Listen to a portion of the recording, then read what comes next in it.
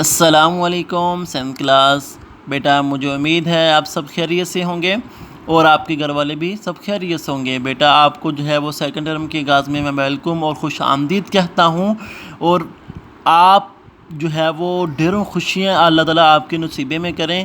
جیسا کہ آپ کے علم ہے کہ سیکنڈ ٹرم کا آغاز ہو چکا ہے، تو سیکنڈ ٹرم کے آغاز میں ہمارا پہلا چیپٹر ہے بک کے پیج نمبر 19 یعنی 19 پہ ہے دعا کی اہمیت اور فضیلت۔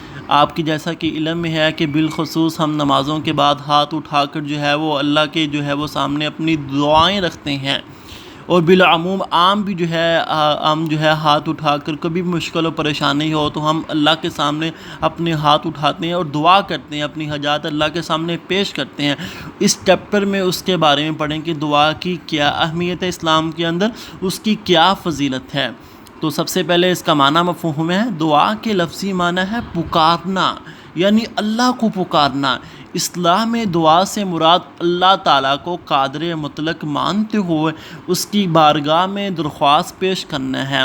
اللہ تعالیٰ اس کائنات کا خالق اور مالک ہے، وہ ہر چیز پر قادر ہے، دنیا کا سارا نظام اسی کے حکم سے چل رہا ہے، تمام مخلوق اس کی محتاج ہے، جتنی بھی کائنات کے اندر مخلوقات ہیں وہ تمام کی تمام اللہ تعالیٰ کی محتاج ہیں۔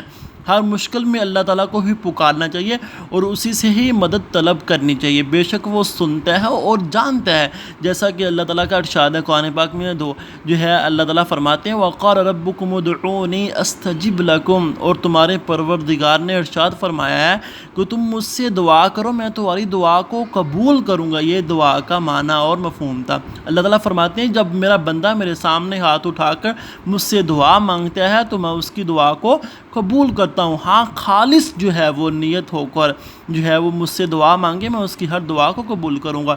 اب اس کی اہمیت کے بارے میں ہے، یہاں تک اس کی اہمیت ہے۔ تو بیٹا آپ نے کیا کرنا ہے، اس پہلے پیج کی آپ